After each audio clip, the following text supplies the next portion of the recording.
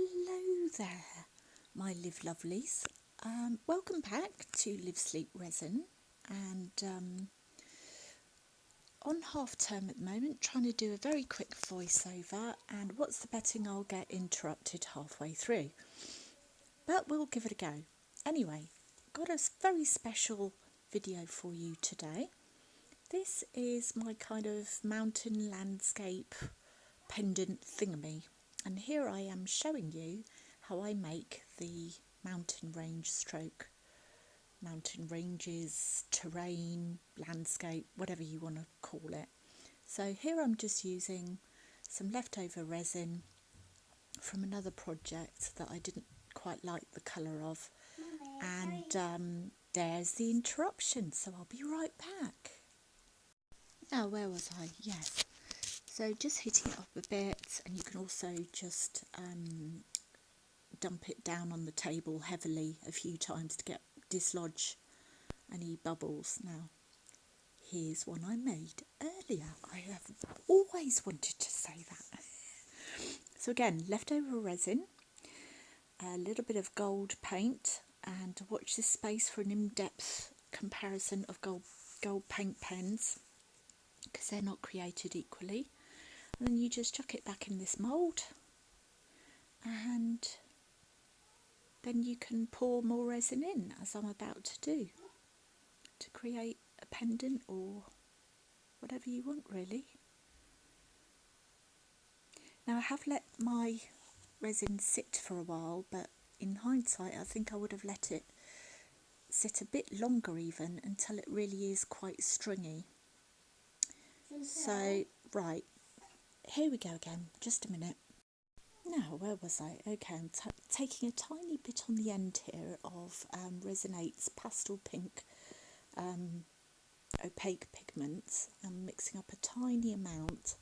But before I swirl that in to create some clouds, I am putting in some beautiful rose gold fine cosmetic glitter from a lady called Yvonne Bishop. She's the glitter queen of the resin supplies den, where I get a lot of my moulds and inclusions. Pretty much anything you want for resin is there. I'm swirling it in, and as you can see, it's not really quite stringing up, so I would recommend you wait a little bit longer. And now I really wish I'd just left it like this, because the glitter is just so beautiful, but I wanted to try swirling in this opaque pigment as well, just to see, because I've got a bigger project that I'm working on, so these are kind of more of an experiment, but I am very pleased about how they came out, and you'll see a bit later when I unmould. So, just FYI, I'm about to muck around for quite a considerable amount of time with a tiny bit of something I just picked up in the garden, you know, or on a walk, and it's far too big. And anyway, so while I'm mucking around with that, I will tell you a little bit. I've had a little bit of an education from Yvonne, because I know nothing about glitter. All I know is that I like it a lot, and it's really pretty and shiny. But not all glitter is created equally, apparently. Cosmetic is best. So if you're getting cheaper glitters, sometimes they can be craft glitters, and they are heavier, so that's fine if you just want the effect where all the glitter sinks. But if you want it to float, you need a better quality glitter.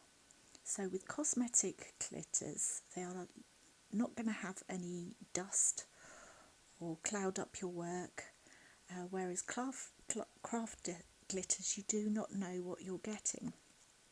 They're usually mass produced, manufactured, and they can have glass in them, and also the colour can run.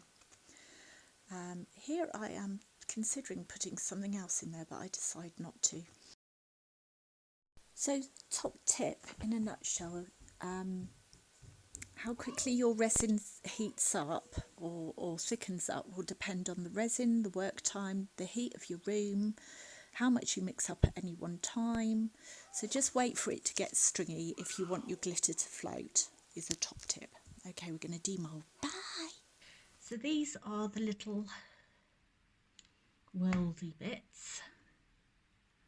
So that is supposed to be like a rosy gold thing, but it looks quite a nice sort of earthy tone. So that'll look alright with a bit of gold on it, won't it? Do you need a bit of gold? Always. So you can see you've got the choice of 3 different types in here. A really good mould. You can see texture on there.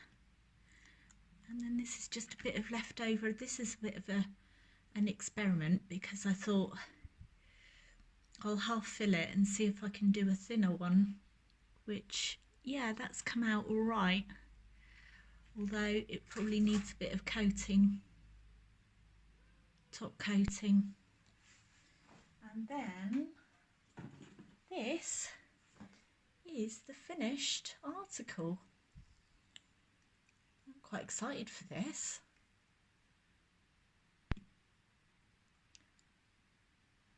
Right, I'm really pleased with that. So I think that was about an hour. And you can see the little, I did remove the tree. It's fallen over a bit, but never mind. I'm glad I didn't put too much more on it. I think with these things, less is definitely more. Anyway, I'm really excited about that. Look. Okay, I wanted to show you the finished article, and you can see that it's very fine glitter. Some of it has sunk to the bottom, but it is pretty evenly distributed all the way through. But what I would recommend is that you wait until, as long as you can really, till the end of the work time to stir it in. But this was only after an hour ish of cascade. But just look at the depth. I'm so pleased with this. But this is the pouring side. Can you see? This is the pouring side. And you can see that there is some bits are like actually on the surface as well. I am very pleased with that. I'm going to have a lot more fun with that mould, definitely. Thank you, Yvonne, from Resin Supplies Den. You're an absolute gem. And there'll be more from me, whether you like it or not. Thanks for watching. Bye.